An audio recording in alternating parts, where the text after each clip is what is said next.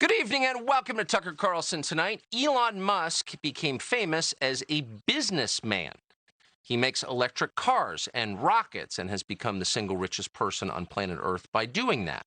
Elon Musk is not from the United States. He grew up in South Africa, and yet he has a keen and precise understanding of how our system was designed to work.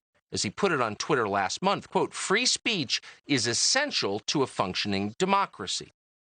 And then Musk asked his 80 million followers on Twitter a very simple question, quote, "Do you believe Twitter rigorously adheres to that principle?" And overwhelmingly, they answered, no, it doesn't. So Elon Musk understands something about Twitter that many people in our country don't understand, which is it is the single most important forum for speech possibly in the world. Not because it's the biggest, but because it's where elite opinion is incubated. And so free speech on Twitter matters. And last month, Elon Musk gave the impression that he planned to do something about it, that he planned to open up Twitter. He bought 10% of the company. Now, today, Musk has just put in an offer to buy 100% of Twitter at $54 a share and take the company private.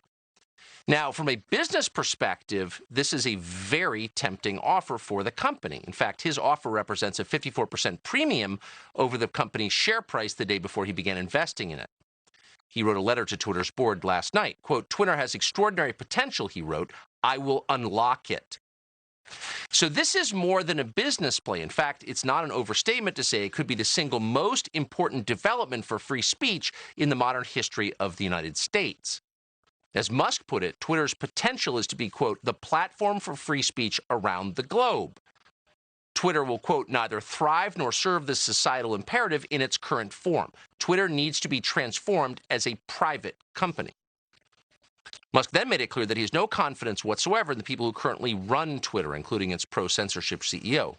Quote, "If this deal doesn't work, given that I have no confidence in management, nor do I believe I can drive the necessary change in the public market, I would need to reconsider my position as a shareholder." That means if Twitter's board rejects Elon Musk's offer, they will need to explain why to their shareholders they turned down a deal that would make the shareholders much richer. So by doing this, Elon Musk is putting everything on the line. He knows how important Twitter is to the people who run our system, who run the global system. For them, censorship and propaganda are not a feature of their rule. Their rule depends on censorship and propaganda. If you are offering policies that really benefit nobody but yourself, you have to lie about them and you must prevent anyone from complaining about it. So censorship and propaganda are at the very heart of neoliberalism. And Elon Musk is challenging all of that directly.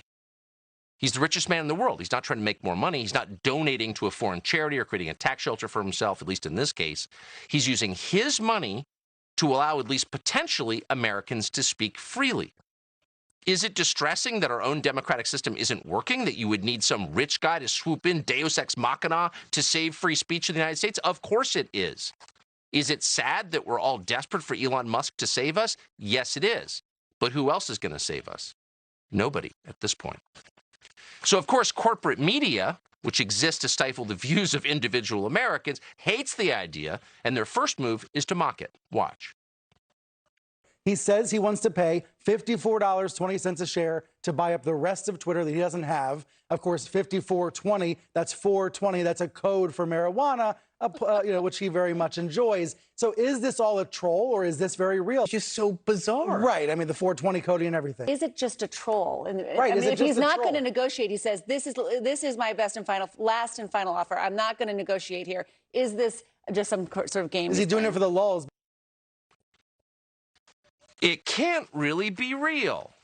Well, think it through for a second. By challenging the monopoly on speech, not just in the United States, but globally, on Twitter, on this central platform for ideas, Elon Musk is risking everything that he has. His many businesses intersect with governments around the world. They're not for this. They could crush him for even suggesting it.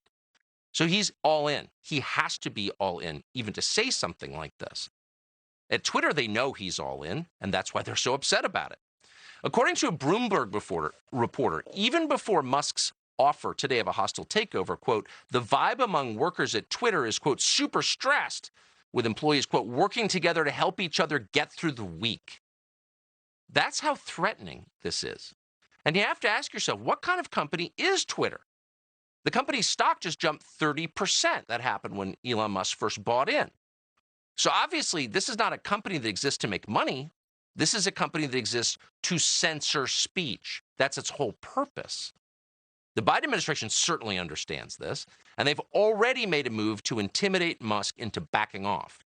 Fox Business's Charlie Gasparino is reporting tonight that, quote, as Elon Musk offers to buy the rest of Twitter, a legal source tells Fox Business that the SEC and the DOJ have launched what he described as a joint investigation into a myriad of Musk regulatory issues, primarily involving Tesla.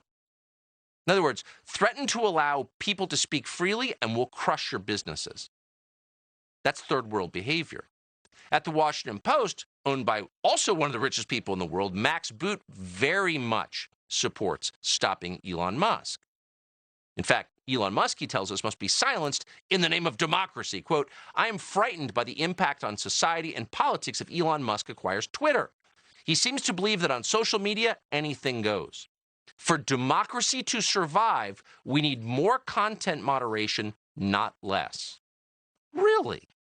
So for democracy to survive, the citizens in the democracy need to talk less, need to express their opinions more guardedly, need to shut up? What kind of democracy are we talking about?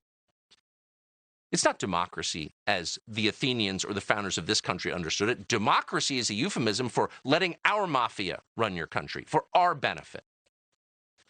A journalism professor called Jeff Jarvis explained today on Twitter that tyranny is when the regime can't censor its own citizens. Quote, today on Twitter feels like the last evening in a Berlin nightclub at the twilight of the Weimar Germany. In other words, you're a Nazi if you're for speaking freely on Twitter. CNBC host Joe Kernan understands exactly what's going on. If Twitter is opened up, that means people who are paid to censor the public on Twitter will lose their ability. They'll lose their guardianship of free speech. Watch this. Who's that ADL guy, Andrew? This is his worst nightmare, I think. Jonathan Greenblatt. Yep. It's going to be. Jonathan Greenblatt. I mean, if he owns the whole place, it's going to be like, go for it. I think it's going to be, and the Orange Man probably going to be back, and this is unbelievable. He's exactly right. Again, you can't overstate what a threat this is, not simply to the people occupying seats of political power, but to the whole nonprofit universe that exists and thrives and becomes rich, supporting them through censorship and propaganda. So a group like the ADL or Media Matters take money in order to censor people. They issue some report calling you a racist, and then social media shuts you down. Elon Musk is saying, no, people should be able to speak freely. That would mean the end of their control over speech, groups like the ADL and Media Matters. So the media and these nonprofit groups have to stop this before it happens. Here's MSNBC telling you that Elon Musk must be stopped because he's a bigot. He's one of the most thin-skinned people on social media. And this week, he tried to come for Senator Elizabeth Warren, who tweeted, let's change the rigged tax code so that the person of the year will actually pay taxes and stop freeloading off everyone else. Well, Elon wasn't happy, so he did what he always did and stomped his little feet and insulted Senator Warren, calling her an angry mom and referring to her as Senator Karen.